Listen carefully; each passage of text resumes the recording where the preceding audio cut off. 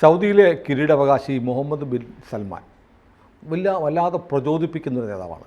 അദ്ദേഹം ഒരുപാട് നിയന്ത്രണങ്ങൾ എടുത്തു കളഞ്ഞു. സ്ത്രീകൾക്ക് സ്വാതന്ത്ര്യം കൊടുത്തു. അവിടെ ബെല്ലി ഡാൻസ് വരെ നടക്കുന്നു. പർദ്ദയൊന്നും വേണ്ട, ഹിജാബും ഒന്നും വേണ്ട. അവർ ഊരിക്കളഞ്ഞത് ഇപ്പോൾ കേരളത്തിൽ ഇട്ടുകൊണ്ട് നടക്കുകയാണ്. ഇപ്പോൾ ഇതാ ഏറ്റവും പുതിയ കാര്യം, സൗദിയിലെ പുരുഷന്മാർ, ഇവിടെയുള്ള കുറേ ആളുകൾക്ക് ചങ്കുപൊട്ടും. പാകിസ്ഥാൻ, ബംഗ്ലാദേശ് തുടങ്ങിയ രാജ്യങ്ങളിൽ 2 രാജ്യം കൂടിയുണ്ട്, ചാഡ്, മ്യാൻമാർ. അപ്പോൾ അത് രണ്ടും ചെറിയ രാജ്യങ്ങളാണ്. പാകിസ്ഥാനുണ്ട്, മ്യാൻമാറും ഉണ്ട്. പാകിസ്ഥാനും ബംഗ്ലാദേശും വലിയ ഇസ്ലാമിക രാജ്യങ്ങളാണ്. അവിടെ നിന്നുള്ള സ്ത്രീകളെ കല്യാണം കഴിക്കാൻ പാടില്ല, വിലക്ക് വന്നിരിക്കുക. അത് മാത്രമല്ല, ഇപ്പോൾ 5 ലക്ഷം സ്ത്രീകൾ ഇങ്ങനെ കല്യാണം കഴിച്ചവർ സൗദിയിലുണ്ട്. അപ്പോൾ അവരുടെ പൗരത്വം അടക്കമുള്ള കാര്യങ്ങളൊക്കെ ചിലപ്പോൾ പ്രശ്നമാകും. സൗദി പൗരത്വം ഒന്നും കൊടുക്കില്ല. ഇത് വളരെ കർശനമായി വിലക്കി സൗദി പുരുഷന്മാർ വിദേശികളെ വിവാഹം കഴിക്കുന്നത് നിരുത്സാഹപ്പെടുത്താനാണ് തീരുമാനിച്ചത്, പ്രത്യേകിച്ച് ബംഗ്ലാദേശും പാകിസ്ഥാനും. അപ്പോൾ ഞാനിത് പറയുമ്പോൾ പെട്ടെന്ന് ആലോചിക്കുന്നത്, നമ്മുടെ ഈ ഓപ്പറേഷൻ സിന്ദൂറൊക്കെ നടക്കുന്ന സമയത്ത് കാശ്മീരിൽ നിന്നൊരു വാർത്ത വന്നിരുന്നു.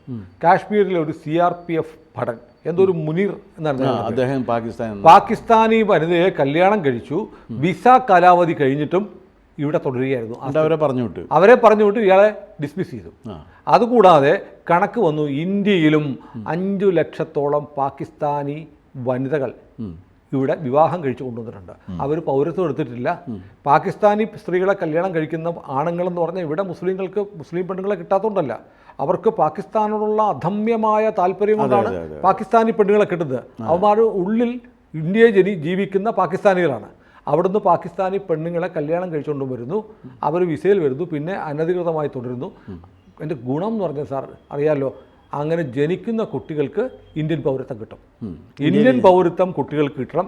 അപ്പൻ മനസ്സുകൊണ്ട് പാകിസ്ഥാനി, അമ്മ നേരിട്ട് പാകിസ്ഥാനി. അങ്ങനെ 5 ലക്ഷം പേർ ഇന്ത്യയിലുണ്ട്.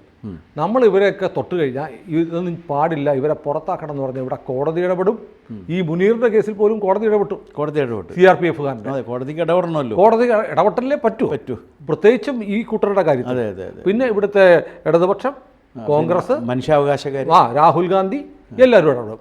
ഇപ്പോൾ ഇവരുടെയൊക്കെ ആസ്ഥാന രാജ്യമായ സൗദിയിലെ MBS പറയുന്നു, ഒറ്റ എണ്ണം ഞങ്ങളുടെ നാട്ടിൽ നിന്നല്ല കല്യാണം കഴിക്കേണ്ട, അത് പറ്റത്തില്ല എന്ന് പറഞ്ഞിരിക്കുന്നത്. എങ്ങനെ കാണുന്നു ഇതിനെ? അല്ല, അതിനകത്ത് ഈ പാകിസ്ഥാനും ബംഗ്ലാദേശിനും ഇപ്പോൾ സംഭവിച്ചിട്ടുള്ളൊരു ദുരന്തമുണ്ട്. ആ ദുരന്തം സത്യത്തിൽ എനിക്കതിനകത്ത് വലിയ ദുഃഖമുള്ള ഒരാളാണ്. എനിക്ക് ദുഃഖമൊന്നുമില്ല, എന്ത് സംഭവിച്ചാലും എനിക്ക് സന്തോഷം. അല്ല, എന്താണെന്ന് വെച്ച് കഴിഞ്ഞാലേ, ആ രാജ്യത്ത് ജനിച്ച് ജീവിക്കുന്ന മനുഷ്യരെ ലോകത്തുള്ള എല്ലാ രാജ്യങ്ങളും കാണുന്നത് തീവ്രവാദികൾക്ക് കൂട്ടുനിൽക്കുന്നൊരു ജനവിഭാഗമായിട്ടാണ്. തീവ്രവാദികളായിട്ട് തന്നെയാണ് കാണുന്നത്. എങ്ങനെ അത് വന്നു എന്ന് ചോദിച്ചു കഴിഞ്ഞാൽ, തീവ്രവാദത്തിൻ്റെ ഹാച്ചറിയായിട്ട് പാകിസ്ഥാൻ മാറി എന്നുള്ള കാര്യം ഇന്ന് ലോകം അംഗീകരിച്ചു കഴിഞ്ഞു. അവരെന്തൊക്കെ പറഞ്ഞാലും തീവ്രവാദികളെ അടവച്ച് വിരിയിക്കുന്ന ഹാച്ചറിയാണ്. ഹാച്ചറി ആ ഹാച്ചറി ആയിട്ട് അത് മാറിക്കഴിഞ്ഞു. അവിടുത്തെ പട്ടാളം, സൈന്യം തീവ്രവാദികൾക്ക് പരിശീലനം കൊടുക്കുന്നു. അല്ല, പട്ടാളം ഇപ്പോൾ പറഞ്ഞു സാർ, ലക്ഷ്യം ജിഹാദാണെന്ന് പറഞ്ഞു. അതെ, അല്ല, ഇവർക്ക് പരിശീലനം കൊടുക്കുന്നു. എന്നുവെച്ചാൽ ഒരു രാജ്യത്തിൻ്റെ ഔദ്യോഗിക സൈന്യം പരിശീലനം കൊടുത്ത് തീവ്രവാദികളെ വളർത്തുകയാണ്. ആ തീവ്രവാദികൾക്ക് അവിടുത്തെ രാഷ്ട്രീയ കക്ഷികളെല്ലാം സംരക്ഷണം കൊടുക്കുന്നു. ആ തീവ്രവാദികളെ നേതാക്കളായിട്ട് അവിടുത്തെ മതപൗരോഹിത്യം അംഗീകരിക്കുകയും ആദരിക്കുകയും ചെയ്യുന്നു. ഇതാണ് പാകിസ്ഥാൻ്റെ പശ്ചാത്തലം. അപ്പോൾ പാകിസ്ഥാൻ മൊത്തം ഒരു തീവ്രവാദത്തിൻ്റെ അഭയസ്ഥാനം മാത്രമല്ല, അതിൻ്റെ അഭിമാനസ്ഥാനം കൂടിയായിട്ട് മാറിയ ഒരു അന്തരീക്ഷം നിലനിൽക്കുന്നുണ്ട്. ബംഗ്ലാദേശിലേക്ക് വന്നു കഴിഞ്ഞാൽ, ബംഗ്ലാദേശിലെ മത തീവ്രവാദത്തെ അടിച്ചമർത്തിക്കൊണ്ട് ഒരു സെക്കുലർ ഡെമോക്രാറ്റിക് സ്റ്റേറ്റ് നിലനിർത്തിയ ആളാണ് നമ്മുടെ ഇതിനു മുൻപുണ്ടായിരുന്ന ഷെയ്ഖ് ഹസീന. ആ ഷെയ്ഖ് ഹസീനയെ മാറ്റിക്കൊണ്ടാണ് ഒരു പരമനീചൻ എന്ന് വിശേഷിപ്പിക്കാവുന്നതും ഒരു കാരണവശാലും സത്യസന്ധനല്ലാത്തതുമായ യൂനസ് അവിടെ അഡ്വൈസറായിട്ട് വന്നിരിക്കുന്നു. ആരുടെ അഡ്വൈസറാണെന്ന്, ആരുടെ അഡ്വൈസാണ് ഇയാൾ കൊടുക്കണമെന്നോ ആർക്കും അറിയില്ല. ആർക്ക് കൊടുക്കുന്നു അത് വന്നതോടുകൂടി എന്ത് പറ്റിയെന്ന് വെച്ച് കഴിഞ്ഞാൽ, സൈന്യം ഇന്നിപ്പോൾ ബംഗ്ലാദേശിൽ ഇയാൾക്കെതിരായി. അതെ, സൈന്യം ഇപ്പോൾ ഇയാൾക്കെതിരാണ്, ഉദ്യോഗസ്ഥർ ഇയാൾക്കെതിരാണ്. ഇയാൾ അവിടെ കൊണ്ടുവന്ന് വാഴിച്ച വിദ്യാർത്ഥികൾ ഇയാൾക്കെതിരാണ്. അവിടെ സത്യത്തിൽ ഒരു അരാജകത്വം വന്നുകൊണ്ടിരിക്കുകയാണ്. അവിടെ ഈ അരാജകത്വം വന്നുകൊണ്ടിരിക്കുന്ന ഒരു രാജ്യം, ആ രാജ്യത്ത് നിന്നും മത തീവ്രവാദത്തിൻ്റെ ഹാച്ചറിയായി മാറിയിരിക്കുന്ന മറ്റൊരു രാജ്യത്ത് നിന്നും പെൺകുട്ടികളെ വിവാഹം കഴിച്ച് കൊണ്ടുപോയി കഴിഞ്ഞാൽ ഈ സംസ്കാരം സൗദിയിലേക്ക് പടരാൻ അവർ സമ്മതിക്കില്ല. കാരണം അവർ സൗദിയെ, അവരുടെ ലക്ഷ്യം സൗദി അറേബ്യ ലോകത്തിലെ ഏറ്റവും വലിയ സാമ്പത്തിക ശക്തികളിൽ ഒന്നായി മാറുകയും ഒരു പരിഷ്കൃത ജനസമൂഹമായി അവിടുത്തെ ജനങ്ങൾ മാറാൻ വേണമെന്നാണ് അവരാഗ്രഹിക്കുന്നത്. അതെ. കാരണം ദീർഘകാലം അത് എന്താണ് ആ ഒരു ഇസ്ലാം മത പൗരോഹിത്യത്തിൻ്റെ പിടിയിലായിരുന്ന ഒരു രാജ്യമാണ്. അദ്ദേഹം പറഞ്ഞു റാഡിക്കൽ ഐഡിയാസിൻ്റെ കാലം കഴിഞ്ഞു, റാപ്പിഡ് ഡെവലപ്മെൻ്റ് ആണ് വേണ്ടത്. From radicalism to rapid development. കാരണം ഏറ്റവും വേഗത്തിൽ നമുക്ക് നിലനിൽക്കണം. അവിടുത്തെ പൗരന്മാർക്ക് കൂടുതൽ ജീവിത സാഹചര്യങ്ങളുണ്ടാകണം. അവിടുത്തെ ജനത വിദ്യാഭ്യാസത്തിൽ പിന്നാക്കമായിരുന്നു, അവരെ വിദ്യാഭ്യാസത്തിൽ മുന്നാക്കം കൊണ്ടുവരണം. അവിടുത്തെ ജനത പൊതുവെ പണിയെടുക്കാൻ വിമുഖരായിരുന്നു, അവരെ പണിയെടുക്കാൻ വേണ്ടി കൊണ്ടുവരണം. സ്ത്രീകൾ ചാക്കുകെട്ടിനകത്തായിരുന്നു. സ്ത്രീകൾ എന്തെന്ന് വെച്ച് കഴിഞ്ഞാൽ സ്ത്രീകളെ മതദേഹങ്ങളാക്കി സ്ത്രീകളെ വളർത്തുകയും അവരെ ഭോഗോൽപ്പന്നങ്ങളാക്കി മാറ്റുകയും ചെയ്തിരുന്ന സംസ്കാരം. അവരെ മനുഷ്യരാക്കി അവരും മനുഷ്യരാണ് എന്ന അംഗീകാരത്തിലേക്ക് വരികയാണ്. ചുരുക്കി പറഞ്ഞാൽ ഖുർആൻ വിഭാവനം ചെയ്തിരിക്കുന്ന ഒരു ജീവിതത്തിൽ നിന്നും മാറി ആധുനിക സമൂഹത്തിലേക്ക് അവർ കടന്നു വന്നുകൊണ്ടിരിക്കുകയാണ്. അങ്ങനെ കടന്നു വന്നാൽ മാത്രമേ ഇനി ആ രാജ്യത്തിന് സാമ്പത്തികമായ പുരോഗതി കൈവരിക്കാൻ കഴിയൂ എന്ന് ഈ ഭരണാധികാരിക്ക് അറിയാം. കാരണം എണ്ണയുടെ കാലം കഴിയുകയാണ്. അതെ. എണ്ണയുടെ ഉപയോഗം ലോകത്തെല്ലായിടത്തും കുറഞ്ഞു വരും. ഇത് ആദ്യമേ തന്നെ UAE ദുബായ് എമിറേറ്റ്സിലെ കിങ് തിരിച്ചറിഞ്ഞു. അതുകൊണ്ടാണ് ഒരു തുള്ളി എണ്ണയില്ലാഞ്ഞിട്ടും ലോകത്തിലെ ഏറ്റവും സമ്പന്നമായ എമിറേറ്റ്സിൽ ഒന്നായി ദുബായ് മാറിയത്. അല്ല, കാരണം അത് ട്രേഡ് സെൻ്ററാക്കി മാറ്റി. അതെ. ഈ ട്രേഡ് സെൻ്ററാക്കി മാറ്റുന്ന സമയത്ത് ട്രേഡിന് സെക്യൂരിറ്റി കൊടുക്കണം. അതെ. സൗദി അറേബ്യയിൽ ട്രേഡിന് സെക്യൂരിറ്റി ഉണ്ടായിരുന്നില്ല. ഇപ്പോൾ അത് മാറി വരെയാണ്. അപ്പോൾ അതുകൊണ്ടാണ് ഇപ്പോൾ നമ്മുടെ യൂസഫ് അലി തന്നെ അവിടെ വലിയ സ്ഥാപനങ്ങളൊക്കെ തുടങ്ങി വലിയ രീതിയിൽ പുരോഗതിയിലേക്ക് വന്നെങ്കിലും ആ സ്ഥാപനങ്ങളൊക്കെ യൂസഫ് അലിക്ക് നഷ്ടപ്പെടുകയാണ്. അതിൻ്റെ കാരണം എന്താണെന്ന് വെച്ചാൽ അവിടുത്തെ നിയമം അനുസരിച്ചിട്ട് വസ്തുവകകൾ മുഴുവനും ഒരു അറബിയുടെ പേരിലായിരിക്കും. ആ അറബി പോകാൻ പറഞ്ഞാൽ നമ്മൾ ഇറങ്ങി പോരേണ്ടി വരും. നമുക്ക് പിന്നെ അവിടെ കേസ് കൊടുക്കാൻ സ്പോൺസർ എന്നും പറഞ്ഞ് നടന്ന സ്പോൺസറല്ല, വേറെ എന്താ അൽത്താഫ് എന്ന അങ്ങനെ എന്തോ പറഞ്ഞിട്ടൊരു വാക്കാണ് അതിന് ഉപയോഗിക്കുന്നത്. അത് അങ്ങനെ അതിപ്പോൾ മാറി വരുന്നുണ്ട്, അത് മാറ്റിയിട്ടുണ്ട്. അത് മാറ്റിയില്ലെങ്കിൽ എന്ത് ചെയ്യും? ഞാൻ അവിടെ കൊണ്ട് പണം ഇൻവെസ്റ്റ് ചെയ്യണമെങ്കിൽ എൻ്റെ പണത്തിന് സെക്യൂരിറ്റി കിട്ടണ്ടേ? അതെ. എനിക്ക് നിയമപരമായ സംരക്ഷണം കിട്ടണ്ടേ? ആ സെക്യൂരിറ്റിയും നിയമപരമായ സംരക്ഷണവും കൊടുക്കുന്നതിന് വേണ്ടിയിട്ടാണ് സൗദി അറേബ്യ ഇപ്പോൾ ശ്രമിച്ചുകൊണ്ടിരിക്കുന്നത്. മക്കയ്ക്കും മദീനയ്ക്കും സമീപം വരെ ആളുകൾക്ക് വസ്തു വാങ്ങാം എന്ന തരത്തിൽ. അതെ. അല്ല, അതൊന്നാമത്തെ കാര്യം. രണ്ടാമത്തെ കാര്യം എന്താണെന്ന് വെച്ച് കഴിഞ്ഞാൽ അവർക്കല്ലാതെ തന്നെ വേണ്ടത്ര തീവ്രവാദവുമായി ബന്ധപ്പെട്ട് ചീത്തപ്പേരുണ്ട്. അതെ. ബിൻ ലാദൻ മുതലോട്ടുള്ള ഇങ്ങോട്ടുള്ളവർ വന്നിട്ടുള്ള ചീത്തപ്പേരുണ്ട്. ഇതിനേക്കാൾ എല്ലാനുപരി അവർ ഭയക്കുന്നൊരു കാര്യമുണ്ട്. തീവ്രവാദികളെ ഏതെങ്കിലും പോയിന്റിൽ വിശ്വസിച്ച് കഴിഞ്ഞാൽ അവർ ഏത് നിമിഷവും തിരിഞ്ഞു കുത്തും. പുലിപ്പുറത്ത് കയറുന്ന പോലെയാണ്. പുലിപ്പുറത്ത് ഇറങ്ങാൻ പറ്റില്ല. മാത്രവുമല്ല, നാളെ പറയണ റാഡിക്കൽ ഇസ്ലാമിൻ്റെ നിയമം അനുസരിച്ചിട്ട് അതിൽ രാജാവിന് ഒരു സ്ഥാനവുമില്ല, രാജാവ് വേണ്ട, രാജാവിനെതിരെ ജിഹാദ് നടത്തണം എന്നിവർ പറയില്ല എന്ന് എന്ത് ഉറപ്പുണ്ട്? ഉറപ്പില്ല. അല്ല, ഇപ്പം തന്നെ ഹൂത്തികൾ സൗദിക്ക് നേരെ മിസൈൽ അയക്കാറുണ്ട്. കാരണം അവിടെ ശരിയല്ല എന്നാ പറയണത്. അതെ. ഇപ്പോൾ കേരളത്തിലുള്ളവരും പറയുന്നുണ്ട്, അതായത് സൗദിയെ ശരിയല്ല, സൗദിയല്ല ഇസ്ലാം എന്ന് ഇവിടെയുള്ള ആളുകൾ. അല്ല, നേരത്തെ സൗദി ആയിരുന്നു ഇസ്ലാം, ഇപ്പം സൗദിയല്ല. ഇതല്ല ഞങ്ങളുടെ സൗദി ഇങ്ങനെയല്ല, ഇത് സഊദ്. പിന്നെ ഒരു മതപണ്ഡിതൻ എന്താണ് അബ്ദൽ അങ്ങനെ എന്തോ പറഞ്ഞത്, ഞാൻ പെട്ടെന്ന് മറന്നുപോയി അദ്ദേഹത്തിൻ്റെ പേര്. ഇവർ രണ്ടുപേരും കൂടി ചേർന്നുണ്ടാക്കിയതാണ്. എന്നിട്ട് പറഞ്ഞാൽ അവർ ആദ്യം വെച്ചിരുന്നത് പ്യുവർ ഇസ്ലാം ബ്രാൻഡ് അവരുടേതാണെന്നാണ്. സൗദി